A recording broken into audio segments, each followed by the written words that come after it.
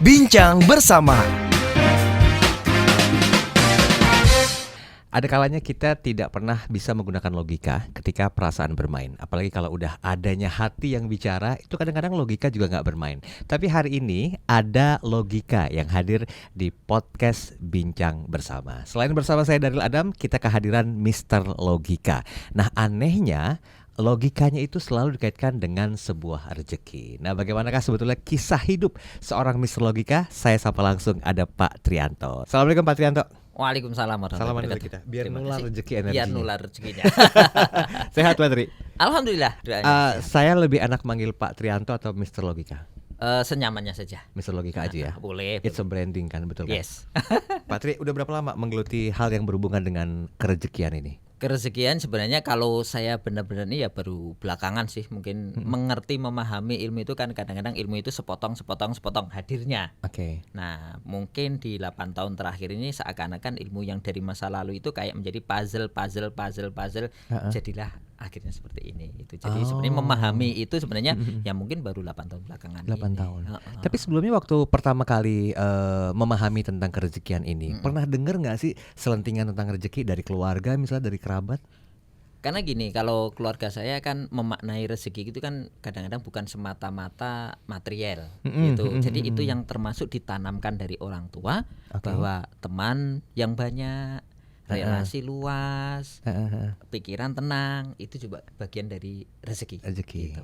Jadi kadang-kadang itu yang membuat hati kita tenang. Nah, ketenangan hidup kita itulah sebenarnya yang menarik rezeki secara material juga gitu. Bahasa sadarnya, bahasa sederhananya gini, kalau kita makin gerubak-gerubuk, makin panik, makin itu, mohon maaf, kadang-kadang apa-apa ngerjain apa-apa nggak beres-beres, buru-buru kok rezeki datang gitu. Nah, makanya sebenarnya ketenangan itu sendiri juga malah rezeki. Nah, rezeki itu menarik rezeki yang lain, barangkali material lah, atau tugas kantor yang lebih mudah terselesaikan lah, atau kita ngomong dengan orang juga lebih asik lah. Itu kan bagian dari itu kalau kita tenang gitu. Oke, jadi sebenarnya semuanya bersumber dari hati dan perasaan ya. Menurut saya seperti itu. Seperti itu. Oke. Saya melihat utuh seorang Mr. Logika seperti sekarang ini, teorinya oke, faktanya juga oke, realita kehidupannya juga oke. Saya tarik ke belakang dulu ya. Sebenarnya waktu masih kecilnya tuh gimana sih diajarin sama orang tua tentang esensi hidup tuh, masih ingat nggak? Kalau kita mereview sekian puluh tahun yang lalu, gitu, hal yang paling mendasar diajarkan oleh orang tua saya itu salah satunya adalah selalu mendahulukan orang lain. Ada sebuah cerita unik, artinya kita anak-anak kecil ya, namanya anak-anak kecil lari-lari itu ya biasa di rumah. Nah, tapi kalau udah ada tamu, orang tua saya tuh strike, nggak boleh keluar, ada tamu, itu satu. Yang kedua, kalau tamu itu saya seneng, kalau ada tamu ada makanan enak. Gitu. Nah, itu pun terjadi, boleh makan kalau nanti ada sisa dari tamu itu. Jadi di rumah itu kalau ada makanan agak enak itu kalau ada tamu. Nah, kita senangnya apa? Pasti setelah tamunya pulang pasti ada sisanya. Nah, itu yang diajarkan bahwa orang lain number one gitu. Jadi kalau kita menjadi tuan rumah, kita ini yang kepada kita atau kita memperjuangkan orang lain itu yang utama. Diri kita, kalau kita orang lain itu baik, udah otomatis lah kita itu ikut baik gitu. Saya jadi ingat tentang filosof yang diajarkan sama Nabi ya, bahwa muliakanlah tamumu dulu, baru keluargamu. Ya, dan itu pun saya pahami kan setelah belakangan. Iya. Tapi betul. waktu itu ya kita nggak ngerti ya. Waktu itu ketika orang tua ngomong seperti itu, kadang-kadang ya bahasa anak kecil ya kesel juga sih. Kan saya pengen nih, tapi ya orang tua mengajarkannya seperti itu. Ya baru sekarang kita memahami bahkan keimanan seorang pun diukur dari bagaimana dia memuliakan tamu kan. Betul. Seperti itu. Dan prinsip hidup itu yang ditanamkan sama orang tua masih terus dipegang teguh. Menurut saya itu yang nggak hilang, nyantol, sudah ketanam, jadi memang ya nggak hilang sampai sekarang. Impactnya apa, Pak? Impactnya menurut saya kalau kata orang orang karena kita mendahulukan orang, ya jujur banyak teman itu hal yang amazing lah. Jadi bahasanya saya kesana ketemu teman, kesana ketemu teman, itu menurut saya sesuatu yang luar biasa, di mana hampir semua rezeki yang bentuk material menurut saya dari teman, dari relasi, dari hubungan gitu. Jadi rezeki datang dari teman, rezeki datang dari Kan nggak ada tiba-tiba sekarang rezeki tiba-tiba turun bluk di depan mata kita, kan nggak ada. Oke. Nah, profesi sekarang mentor bisnis, penulis buku juga. Ah. Kan konon kabarnya udah nulis satu buku yang dihasilkan dari pemikiran pribadi tentang 9 logika rezeki. Iya. Nah, ini perjalanannya bagaimana kok bisa jadi mentor bisnis juga, jadi penulis buku juga, kebagi waktunya itu kayak gimana? Ya, sebenarnya kalau saat ini kan sudah dalam arti menjadi rangkaian bagian dari perjalanan hidup yang tadi dimulai dari pengen mengejar ilmu, sebenarnya tepatnya dimulai dari hidup mengejar ilmu. Kita SMP pernah putus pertama. Ya kalau teman-teman yang putus sekolah jangan putus harapan aja, yang putus sekolah nggak apa-apa, tapi putus harapan janganlah, kira-kira begitu. Karena saya salah satunya contoh yang pernah putus sekolah, SMP putus sekolah, kemudian karena kesadaran diri tentang masa depan kayaknya nggak bisa saya hadapi hanya dengan otot gitu. Sehingga waktu itu saya bertekad untuk mengisi otak, kira-kira begitu. Istilah ini, walaupun istilah ini akhirnya saya temukan belakangan. Tapi waktu itu prinsip saya pengen sekolah, pengen ilmu. Sehingga waktu itu putus sekolah SMP, dan kebetulan sebagai info saja, saya itu 4 bersaudara. 4-4-nya, 3-3-nya itu hanya SMP semua. Hanya saya yang agak bandel, saya nggak boleh SMP pokoknya. Dulu saya terinspirasi di SMP itu ada kakak KKN, keren ya bisa S1, keren ya bisa sambil KKN. Itu yang menginspirasi saya, salah satunya pokoknya harus bisa sekolah, pokoknya harus bisa kuliah. Salah satunya itu. Itu awalnya, tapi tujuannya mau ngapain saya belum tahu. Tapi tujuan saya waktu kita sampai dengan belum nikah harus punya ilmu. Jadi kalaupun kita kerja untuk sekolah, kerja untuk training, kerja untuk ya memang uang hasil itu habis, tapi itu berganti ke ilmu. Nah, begitu mulai masuk masa menikah, itu prinsipnya berubah. Saya butuh uang, tidak butuh ilmu. Walaupun bukan berarti tidak butuh sama sekali, tapi uang lebih diutamakan, ilmu menjadi second choice gitu. Tapi yang pertama itu memang ilmu pokoknya. Jadi kalau abang tanya ilmu apa aja, saya berpendapat waktu itu nih, ilmu apapun, bahkan semacam ilmu copet pun, menurut saya kalau itu memang ada tempat kursus, mungkin saya kursus kali, kira-kira begitu. Kan bukan untuk jadi copetnya, tapi minimal untuk terhindar dari copet gitu. Tapi prinsipnya apapun ilmunya, menurut saya ada gunanya. Karena saya itu kalau dibilang, kenapa kok tadi saya bilang puzzle akhirnya diketemukan sekarang, waktu itu nggak tahu tujuannya. Oh, saya pernah namanya belajar akupunktur. Akupunktur yang tusuk jarum pernah. Saya pernah belajar shiatsu. Saya juga belajar bahasa Inggris. Saya juga kuliah di dunia komputer. Tapi sekolah saya di STM. Memang hidup ini nggak nyambung. Tapi akhirnya di belakang puzzle itu semuanya ngumpul. Oh, Allah dengan segala skenario-nya Allah pengen ciptakan saya jadi seperti ini gitu. Baik, jadi qadarullahnya mesti diterima dulu ya. Iya. Takdirnya juga harus diterima dulu. Tapi begini, saya berpikir begini, Mr. Logika. Secara logika, bagaimana Anda bisa menghubungkan tiap dot dalam kehidupan Anda itu menjadi sebuah kenyataan yang bisa Anda terima? Itu satu poin mendasar yang dari dulu juga termasuk menurut saya bagian dari ajaran orang tua. Satu, selalu berprasangka baik. Yang kedua, jangan pernah merasa menjadi korban. Ini menjadikan kan kita dalam kondisi ekonomi tidak baik-baik saja saat dengan orang tua. Ekonomi ya kurang. Tapi ini orang tua tidak pernah mengajarkan kita jadi korban. Makanya ketika ada tamu, contoh kecilnya ketika ada tamu memang tamu dimuliakan. Enggak ada pun diada-adain. Gitu. Enggak ada pun makanan enggak ada diada-adain gitu. Karena apa? Memang kita enggak merasa jadi korban. Karena kalau kita merasa menjadi korban, itu akan berdampak kita rendah diri lah, ngelihat orang itu lebih ke permusuhan lah, ngelihat orang itu lebih ke perbedaan lah gitu. Bukan ngelihat orang itu apa yang barangkali yang saya bisa bantu dia, tapi karena kita merasa kalau misalkan itu berdasarkan rendah diri, mungkin kita ya jiper muncul lah, segalanya muncul gitu. Nggak asik lah, kurang asik gitu. Iya. Itu bisa dipahami sama logika gitu ya? Iya, sangat-sangat logis. Dan kayaknya memang banyak orang yang tanpa menyadari kok bisa terjadi seperti kehidupan mereka sekarang ini, kalau dipahami secara logika juga nggak masuk akal ya? Nggak masuk akal. Cuman nggak masuk akalnya itu karena kita belum tahu ilmunya saja. Belum tahu ilmunya saja. Personal branding Mr. Logika tuh lahirnya gimana ceritanya? Kalau lahir Mr. Logika itu sebenarnya ya namanya apapun itu kadang-kadang muncul itu tanpa kita sadari gitu. Dulu zaman kuliah, lagi-lagi saya sampaikan kuliah pun saya juga bukan tipenya mahasiswa yang rajin belajar. Enggak lah gitu. Sehingga waktu itu ketika dosen itu tanya, itu zaman-zaman Pentium 4 lah, Pentium. Jadi jangan, kalau udah Pentium berarti tahulah ya umurnya, nggak usah tanya umur lah ya. Tadi saya baru nanya tahun berapa tuh ya. Nggak jadi. Nggak tahu tahun berapa itu. Akan ada kemudian Pentium, kemudian ada dual prosesor atau apa itu. Nah pertanyaannya si dosen ini menurut saya yo gini pertanyaannya. Kenapa kok yang satu prosesor dan dua prosesor, yang dua prosesor itu lebih canggih, lebih cepat ini? Saya cuma jawab, Ya mesti saja dong Pak. Secara logika coba, namanya kerja sendiri dengan kerja berdua, yang berdua pasti lebih cepat, lebih memuaskan lah gitu. Nah semenjak itulah teman-teman kampus itu manggil saya Mr. Logika.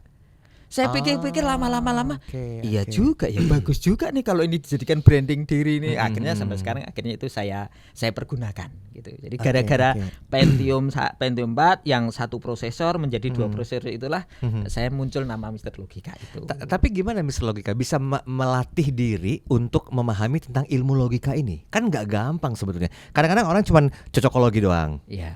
Kadang-kadang tanpa ada sebuah intuisi dan pemikiran yang based on data ya.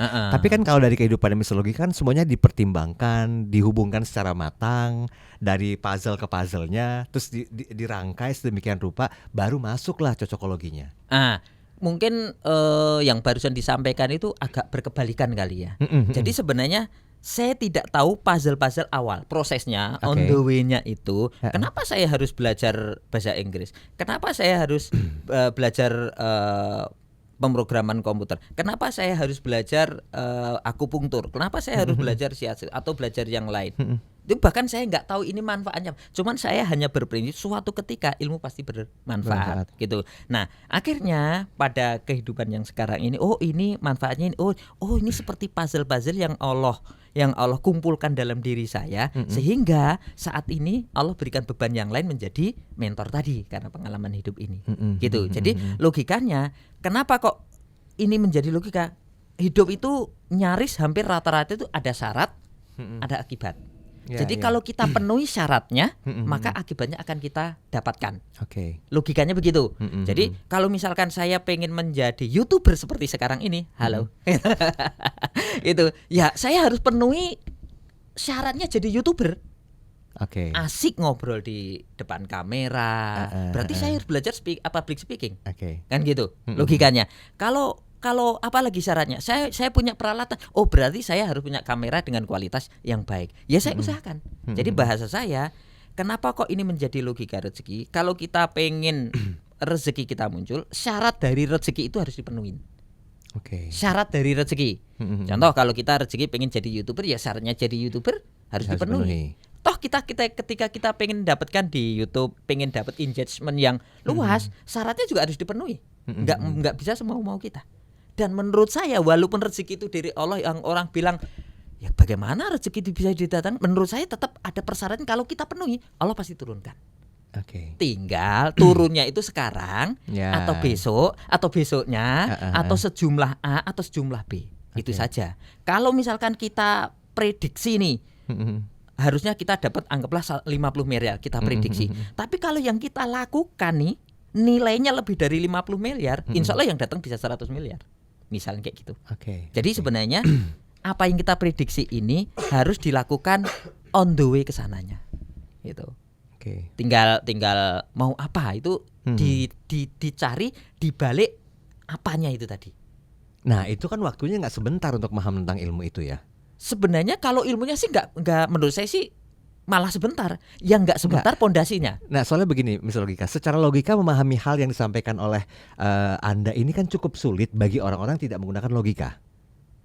Make sense gak kira-kira? Nggak menggunakan logika menurut saya hanya mungkin menurut saya dalam penggunaan logikanya mungkin kurang maksimal. Kurang maksimal saja mungkin. Okay. Karena segini. Nggak pinternya kita gitu. Kalau kita nggak ngapa-ngapain pasti nggak dapat apa-apa. Itu kan logika. Gitu. Jadi kalau kita pengen dapat apa-apa, ya kita mesti ngapain-ngapain. Nah, tinggal ngapain-ngapainnya ini perlu kita cari. Nah, salah satunya makanya kenapa kok saya saat ini kemudian menjadi mentor ini. Dengan menjadi mentor ini sebenarnya kita banyak dua faktor penting menurut saya kehidupan setelah mati itu tetap ada kehidupan menurut saya. Sehingga ketika kita jadi mentor, kita dapat jariah, menurut saya dari ilmu yang itu, menurut saya dengan banyaknya kita dapat jariah, insya Allah kita juga dapat rupiah. Ngikut. Jadi rupiahnya itu menurut saya bukan bukan tujuan utama, tapi itu dampak atau akibat saja. Berarti salah pemahaman ya kalau orang kerja untuk mencari rupiah ya? Menurut saya ya salah nggak salah tentu saya nggak bisa ngomong secara salah. pemahaman ya. Secara pemahaman karena kan saya, fakta yang disampaikan tadi ketika kita mampu mendedikasikan diri dengan sebaik mungkin dalam sebuah bidang pekerjaan apapun itu, rupiah akan mengikuti kita. Setidaknya persiapannya juga ada kan, Mas Logi kan. Jadi yang lebih-lebih bahasanya gini, kalau kita menjadi orang yang spesial, maka alam atau nasib akan menspesialkan kita. Jadi bahasa saya jangan jadi orang biasa-biasa saja. Kalau logikanya kalau kita biasa-biasa saja, ya kita akan tetap jadi orang biasa-biasa saja. Dari kisah yang disampaikan Mr. Logika, berapa persen porsi untuk afirmasi yang ada ketika semua keinginan kita coba ingin dapatkan, tapi nggak masuk di logika gitu loh? Kalau itu mungkin gini, perjalanan hidup saya untuk menjadi sesuatu itu afirmasi dalam bentuk keyakinan itu mungkin yang terbesar yang dalam diri saya. Jadi saya itu gini, kategorinya gini. Saya tipe orang yang boleh dibilang agak keras, bukan agak ya, mungkin ya keras kepala banget gitu. Tapi keras kepala terhadap diri sendiri, terhadap tujuan. Gitu. Jadi kalau saya misalkan saya pengen seperti A atau kita pengen mendapatkan A, berarti kan mendapatkan A yang penting kalau saya biasanya ngecek, ada nggak sih orang yang pernah mendapatkan A yang menjadi tujuan saya ini? Ada. Berarti kalau ada, sangat mungkin dicapai. Karena ilmunya udah Karena ada. sudah ada. Cuman ilmunya belum di kita, di orang lain, di orang lain. Tapi kan ada. Berarti saya harus pokoknya kalau itu belum dapat, saya belum pernah berhenti. Itu yang termasuk saya ngotot. Jadi bahasa saya, memang nasib harus ngikut saya. Bukan saya ngikut nasib. Terserah nasib lah. Ya kan begitu betul gitu. Tapi enggak, saya enggak mau kayak gitu loh. Jadi itu mungkin secara logis kenapa kok seseorang mencapai sesuatu dan seseorang yang lain tidak mencapai sesuatu. Sebenarnya apa yang terjadi di dunia itu udah pernah dialami oleh orang sebelum kita ya. Cuman karena yang pertama tadi ya quote menarik adalah ilmunya udah dipahami oleh mereka dulu, kita belum. Kita belum gitu aja. Masanya udah dialami, kita belum. Kita belum. Hanya belum saja. Itu pasti kalau kita kejar dapat juga kok. Mr. Logika, sejujurnya nih ya, saya melihat vibrasi Anda tuh begitu tinggi. Kuat banget akan pemahaman secara logikanya. Bagaimana menyamakan vibrasi dengan pasangan dan anak-anak? Ada masa di mana dengan pasangan, dengan anak-anak itu kan ada masanya kita jadi teman. Betul. Ada masanya jadi leader. Ada masanya jadi kepala keluarga. Menurut saya tinggal penerapan sisi komunikasi saja. Jadi mengkomunikasikan saat kita menjadi teman, ya kita haheho ibarat kata ya asik-asik aja. Tapi ada masanya kita menggunakan diri, memposisikan diri sebagai leader, yang ini nanti begini, yang ini nanti begini, itu kadang-kadang ya ada. Contoh nih misalnya kita dalam keluarga lagi ada kendala gitu. Mungkin ini kendalanya tidak di saya, mungkin di istri misalkan. Istri sedang ada masalah dengan ini. Udah lakukan aja, tenang saja. Pokoknya apa punya tadi tanggung jawab saya. Itu salah satu yang membuat menurut saya pasangan keluarga itu setidaknya mereka mempunyai kayak macam pelindung. Ada orang yang bertanggung jawab penuh. Itu salah satu cara mengkomunikasikannya tadi, gitu loh. Tenang aja lah, pokoknya bahasa saya kadang-kadang saya memakai bahasa-bahasa yang sederhana. Alah, selama masih hidup rezeki itu pasti ada kok. Karena logikanya kalau jatah rezeki kita habis, mati kita. Mati, betul. Itu.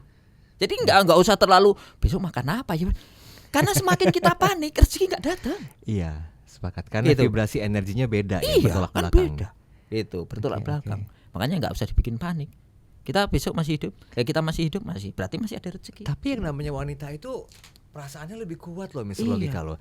Itu dia. Apa gimana sih? Ayah gimana sih? Ini faktanya kita belum tahu nih mau makan apa besok. Nah, gimana secara logika dan kerezekian membahas itu? Tetap saya berpikir secara wanita perasaan. Kadang-kadang kita berpikir secara logika. Kita kan masuk gitu. ke otaknya mereka gitu. Mau nggak mau kita memang sekali waktu ya masuk ke mereka lah. Bahasa saya apapun dia kata pokoknya iyain aja dulu lah gitu. Apalagi sedang emosionalnya sedang tinggi. Emosionalnya bukan berarti marah ya, tapi betul. untuk mendekati sesuatu itu dia sedang tinggi. Mohon maaf kalau emosionalnya mau kita berikan masukan apapun kadang-kadang yang mental juga.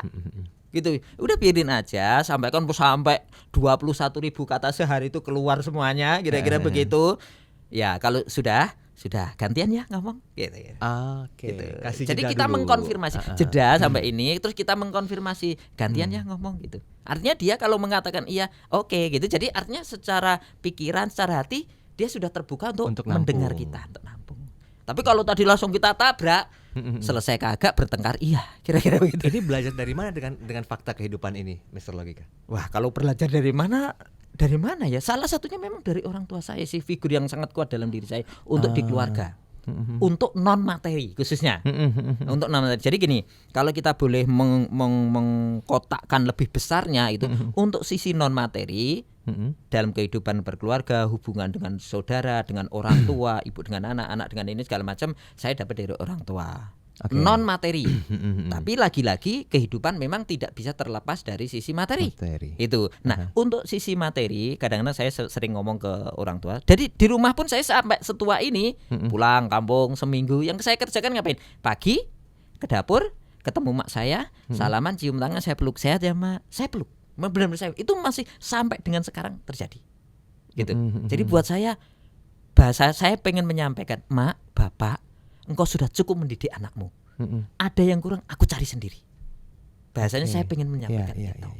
Itu yang kadang-kadang saya kalau ngebahas tentang orang tua itu, jujur saya itu keras gitu. Tapi kalau udah urusan dengan orang tua, melting saya. Kira-kira gitu. Tapi itu. Akankah prinsip hidup ini dan juga apa yang Anda lakukan, baik dengan istri atau anak-anak, ini akan diturunkan kepada anak-anak dan keturunannya nanti? Saya rasa tanpa kita programkan pun, kalau di dalam keluarga kita bisa bentuk itu, akan otomatis tertanam pada anak-anak kita, generus-generus kita. Itu. Jadi saya juga tidak ingin terlalu mendikte anak, mendikte penerus untuk harus A, harus B, harus C. Tapi saya lebih senang biarkan mereka bertumbuh secara natural.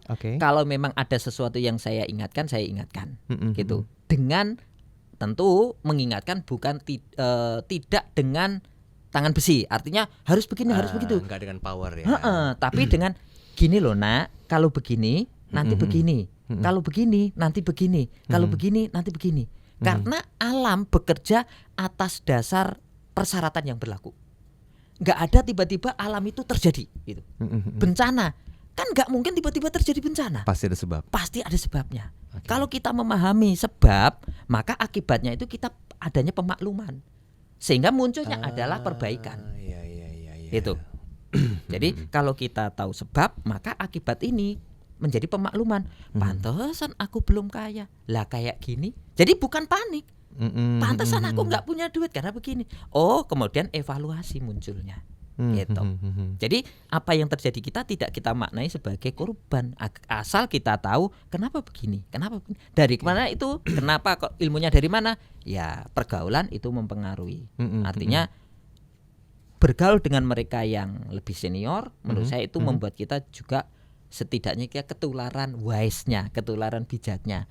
Apa-apa jangan reaktif lah, cek dulu sebelumnya kamu ngapain gitu. Ilmu yang penting yang menurut saya dapat dari para senior itu sebuah cobaan, tantangan, kendala, atau yang kita sebut masalah itu tepat hanya pada orang itu, tidak untuk orang lain.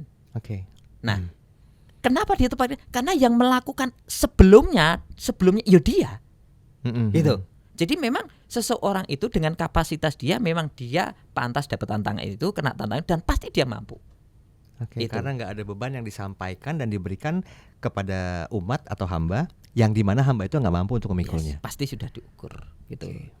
Dan anggaplah saya dengan abang berbeda, tapi menurut saya abang ada sisi negatif, ada sisi tantangan, ada sisi ini, tapi ada juga sisi positif. Saya pun juga sama gitu, masing-masing punya. Tapi itu semua prinsipnya, asal kita tahu ilmunya, semuanya baik-baik saja. Logikanya gitu. Kalau kita nggak tahu ilmu, kita mau ngapain ya? Ngapain bingung gitu. Karena kita nggak tahu jelunturungannya ini apa gitu. Nah sehingga kalau ini saya jadi tertarik gini. Sebenarnya ujian yang Allah berikan kepada kita sama dengan ujian yang diberikan guru kepada muridnya. Menurut saya itu. Contoh begini, apa ketika ada ujian datang? Satu, ada ujian, harap tenang. Jadi kalau udah ujian, udah tenang dulu, jangan panik, jangan itu dulu. Kan biasa kita lihat harap diam, hadap tenang, ada ujian. Jadi kalau ada ujian tantangannya apa reaksi pertama kita? Tenang. Gitu. Jadi kalau kita panik duluan pasti nggak ketemu solusinya tambahan. Tapi tenang itu minimal ada saudara, ada keluarga, ada istri. Kalau kita panik mereka jauh lebih panik. Betul. Kita kepala keluarganya. Makanya mau apapun yang ada dalam diri tentunya ini ya tetap harus tenang. Yang kedua, cobaan pasti sebentar. Nggak ada kita sekolah, anggaplah 1 semester 6 bulan, ujiannya paling seminggu. Kan gitu logikanya. Belajar untuk mengenalinya lama ya. Kan gitu. Kan belajarnya kayak sekolah, belajar 1 semester. Ujiannya seminggu. Sama ujian kehidupan juga gitu. Banyak nikmat, sebentar ujian. Pasti sebentar, nggak lama kok. Gitu. Dan setiap ada ujian pasti ada kemudahan ya. Pasti. Gitu. Baik. Saya mau sedikit nyinggung tentang sisi bisnis. Ada komunitas bos ya katanya. Iya. Ini apa? Tentang apa? Jadi komunitas bos itu adalah komunitas bisnis yang menaungi para siapapun yang bahasa kasarannya sisi material itu pengen memperbaiki finansial, pengen dapat uang tambahan, pengen memperbaiki finansial keluarga dan sebagainya. Jadi di dalam komunitas bos ini, insya Allah kita akan ajarin dari zero to hero-nya. Untuk bahasanya untuk merintis bisnis. Kan contoh merintis bisnis kan sebenarnya bukan sekedar jual beli itu cuma bagian dari bisnis. Bisnis itu ada producting, ada accounting, ada human resources, ada marketing, setidaknya 4 pilar itu. Nah ini semuanya diajari termasuk pengelolaan keuangan semuanya. Jadi itu komprehensif semuanya diajarin. Ya insya Allah begitu nyemplung, insya Allah kami berharap kan tagline kita perguna ini modal terjangkau, profit lumayan, diajari sampai menghasilkan. Modal terjangkau, profit lumayan, diajarin sampai menghasilkan. Ya, karena tapi ini pakai logika ya? Nggak pakai logika? Logikanya nanti setelah nyemplung aja. Karena ini kan hanya membuat orang masuk. Kan gitu. Ya. Jadi, nanti logikanya gini. Kalau kita pengen omsetnya besar, logikanya begini. Gitu. Di situ peran logika baru bermain. Baru bermain. Karena kalau yang awal ini kan cuma bagaimana orang masuk gitu aja. Baik. Mr. Logika boleh nggak sampaikan ke kamera di 2 menit terakhir ini apa kata-kata hari ini yang perlu disampaikan termasuk untuk nge-reach out seorang Mr. Logika itu di mana?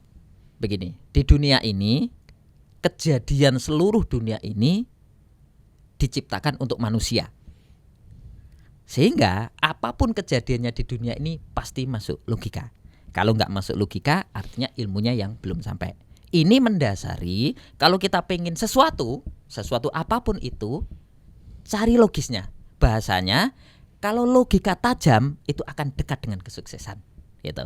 Toh Allah menciptakan kita punya akal untuk berkembang dan Allah tuh menyerahkan kepada kita mau pengen sukses apapun, pengen sebesar keberhasilan sebesar apapun itu diperbolehkan oleh Allah. Tinggal kita yang menentukan. Temukan logikanya, insya Allah Anda dapat dampak baiknya. Terima kasih. Luar biasa. Dan saya rasa cukup untuk edisi podcast Bincang Bersama hari ini. Bagi Anda yang ingin tahu sosok Mr. Logika seperti apa, selain beliau juga punya buku. Ini bukunya 9 Logika Rezeki yang pembahasannya kami juga sudah siapkan di kanal YouTube Smart FM dalam program Book of the Week. Dan reach out aja Mr. Logika di website atau Instagram?